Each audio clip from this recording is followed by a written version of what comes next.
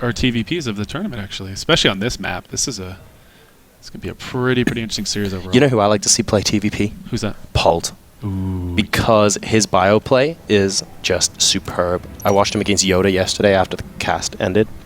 So good. But anyway, guys, we are into game number 1 of this best of 3. Lovely to be casting this for you all here at IPL 5 at the Cosmopolitan in Las Vegas. Spawning in the top position as the blue Protoss player, guys, we have none other than San. And down here on basically the 6 o'clock position coming from Team Startail, we do have Bomber as our red Terran. Now, I want to clarify something, Jay Morrow, that we had pop up in a previous cast. Oh. It involved a player by the name of, according to Apollo, depending, babong babong, pong pong, boong boong, all sorts of stuff. Ping pong. Ping pong. Oh, did that happen? I'm just kidding. If that happened, I'd be amazed. I'd be impressed. But no, him and I were both jet lagged, and we were in the lobby of the playing area, and we actually went into the Shoot Mania hall to practice some StarCraft yesterday morning. So we were up at 5 o'clock in the morning, hanging out for a couple of hours. For those of you who don't know definitively, just let you guys know in chat, and also if you happen to be watching, well, if you happen to be watching, you're also in chat, so herp to derp. But anyway, the sound, the double B sound is actually a bit of a cross between a B and a P. It's kind of supposed to be pronounced pung pung. So it's not quite a P and it's not quite a B, which is why sometimes you have the B and sometimes you have the P, and it's actually not really incorrect, because it's a kind of sound you don't get that often in the English language. I'm cheating a bit because I grew up in Hong Kong, so these sort of weird sounds I hear all the time, like TS's, right, and all that kind of stuff. So it's basically pung pung.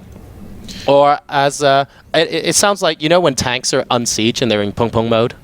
Yeah. It's kind of that. I don't know if he named himself after that. I don't know the history behind the nickname, so totally don't hold that to me. But that's basically what he's going for there. So for anyone who's wondering or wants to be able to impress your friends at your next Barcraft, because someone who attends your Barcraft isn't watching this stream, OMFG, you can totally drop those knowledge balls on them. It is pung pung. No, I definitely appreciate that, because I've been told it's pung pung, so I've been calling him that since day 1 of StarCraft 2, or as soon as I saw him come out. And well, that's kind of like 95% right, so it's totally cool. I'm okay with this. But, it looks like right now, San is just going for an in-base gate, going up to Cybercore. Maybe we'll see a Cybercore expand build here? Ooh, I think it might be possible. I mean, he's going up to 260 minerals right now, but he is spending a decent amount. We have to see. I want to see what units he's actually pushing out. He's actually coming with a Zealot and a Stalker, so still could be a number of things he's going for here. If he hasn't seen that an expansion's going down, when San is convinced an expansion's popping down here, then I think he's going to feel a lot safer expanding. Sure. But against anything else, he doesn't want to just accidentally build or to win if Bomber has another barrack somewhere, if he's thinking about going Marauders or something like that. Even a little bit later, not taking your gas at a normal timing, Marauders can still hurt pretty bad in the early game against Protoss if you just if you don't see them coming. There it is. I was wondering. Here it is.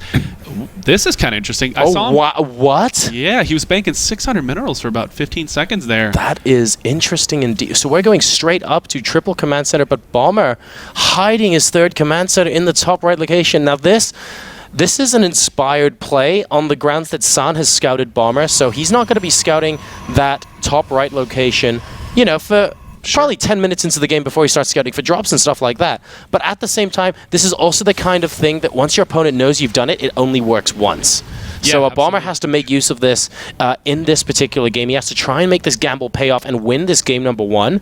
Otherwise, if San happens to look at the replay between game 1 and 2, and he'll be like, I see what you did there, Bomber's not going to have that ace up his sleeve anymore. Yeah, and at this point, Bomber's going to be forced into going to that heavy Marine style, of course, with those 3 command centers, but he's actually taking Gas Geyser here. We should see some tech coming out from. Maybe he'll pull a Marine King, go for some quick +1 timings.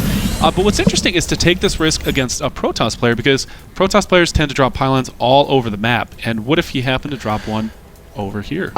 I completely understand where you're coming from. Sure. And I guess Bomber must just be thinking that it's more likely for San to drop a pylon in his half of the map, because if you drop a pylon in the location where the 3rd command center is, actually those units need to walk nearly as far as as if you basically walk them over from the main base. So I guess he's banking on San, putting his forward pounds at his third and fourth base location and stuff like that. Now, we did see a poke through with those Stalkers here. Not going to be able to get past that first bunker, though, and the second one is already going up. So there will be a little bit of pressure here from San, but nothing that can break Bomber at this time. In fact, behind it, he's actually looking towards the longer game, getting that forge up. Yep, and it looks like actually Bomber grabbing a second gas geyser, going up and grabbing Stim. There's only 3 gates, so again, this is not some sort of all-in. There's no real aggression. He's just kind of messing with Bomber a little bit, and of course, I'm sure Bomber's a little bit stressed just because, you know, he does have those 3 command centers. He cut a couple of corners, and but there's the engineering bay coming down from Bomber. So I love this. I love this style. Very, very greedy Terran. Something that a lot of players are starting to do more and more. You go up to 3 command centers, even going for a really, really quick +1 along with Stim. Oh, and we have the +1 armor immediately coming out from San, and the Twilight Council got put down straight away. Now, did Bomber see the Twilight Council? No. He did not with that scan. So there is the possibility here that San is going to go straight up to charge lots, of course. That +1 armor helping the Zealots tank that damage, and wow! What 6 star sense. San. I don't even... This is just great star sense coming out from San. I was saying, look, there's just no good reason for Protoss to scout this location until much later in the game, unless they suspect amazing shenanigans to go on, and it looks like at the 8-minute 30-second mark, Bomber's gamble is not going to pay off here. He has 3 SCVs and a mule. And quite frankly, San's going to be able to stop this from mining in about 30 seconds' time, and Bomber is really going to hurt as a result of this. Yeah, that's, you know, I wonder, you know, Bomber's a really, really good player. He can do aggression, he can do passivity as much as he wants to, and I'm wondering if San felt that. He's like, you know what, this is kind of weird from Bomber. Bomber's not doing anything too crazy. Is he building another command center? Okay, good. We do have 3 more barracks coming up, not an additional command center. And now, what is he to do with this one? Of course, you know, he could drop it down here on the low ground. That's really not going to benefit him too much. It looks like he actually is sending his SCVs over here, but I mean, isn't that kind of obvious to San? I think you might be right there. I mean, the obvious play would be to float the command center to the third base location. This normal third base, and obviously it'll take a while, but that's the price he has to pay for going for that gamble so early on in the game. Bomber has to go for those extra racks as well, of course, because San saw that third command center. He saw it wasn't mining for very long, so he goes, aha, this is why you haven't been very aggressive, and San might be planning some sort of timing around that as soon as he saw that command center go down. So Bomber needs to be able to get those units out to defend against a potential push really, really quickly against San here. And it looks like San actually opted to take a third. He doesn't have a robotics facility on the way. He's getting his +1 attack. He already has +1 armor, a couple of Archons, so going up to the Twilight Tech, kind of leaning away from robotics facility right now. And this is something that people are doing more and more right now, kind of leaning more towards Twilight Tech as opposed to the predicted, you know, robotics facility. Yeah, this is, San is going straight up to Archons. He has just finished Zealot leg speed as well, so he was, in fact, going for that Zealot Archon style composition that we talked about earlier. He might be going for a bit of a push on the grounds that he saw that Bomber's third. Basically, just got lifted up and has to take forever going back home, and it looks like Bomber is going to put that at the regular third location eventually.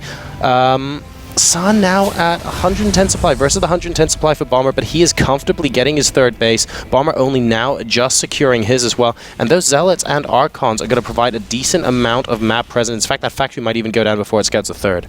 Yep, it is actually going to start bleeding out here, just burning down in just a moment here. But actually, nice position from Bomber. It's right above location where San actually cannot reach it. There's Psionic Storm on the way. Another forge has been dropped, a couple additional gateways, and wow, looks like Bomber's going to go straight up to a Ghost Academy.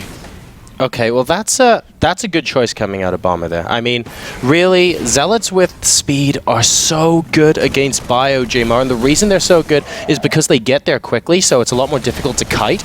And at the same time, once you get that armor, they just soak up so much damage. So you get the Colossi in the back if you choose to go for that. You get the Storms, you get the Archons doing that massive damage while the Zealots soak up the DPS from that Bio army. So getting the Ghosts immediately and being able to EMP those Zealots as soon as possible early on in the engagement before they charge and are clumped up, great decision there from Bomber. This is kind of interesting by San. He feigns a little bit of counter-aggression from Bomber. He doesn't have Storm yet. He wants to delay as long as possible. Storm is now done, so San is completely safe at this point. But what he did is he moved his forces out towards Bombers just to make him think that he had Storm done, and then actually just pulls back defensively, and he's in a great spot now. That factory driver really needs to think about jumping ship right about now. I hope that thing comes with a parachute, J-Mar, because he's going to need it very, very shortly indeed. In the meantime, we have Bomber posturing out in the middle of the map, and 4 Sun. drop ships.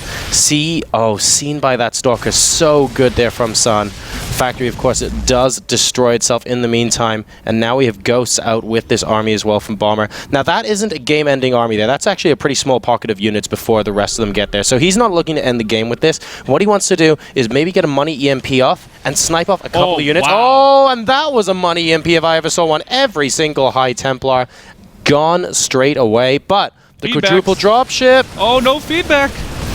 Oh, wow, looks like the feedbacks do not go off, and now San's in a little bit of trouble. His main is being overrun. The third base, it looks like we are going to have a stem. He's going to try and target fire down the Nexus at the third, but San is coming up from behind. He doesn't have any storms available, so it's just charge lots with decent upgrades currently at 1-1, but Bomber is taking over the main as well, targeting down a couple of very, very important And pylons. the third base location as well being dropped at the same time, and that's going to be a GG. The multitasking from Bomber there, just way too much.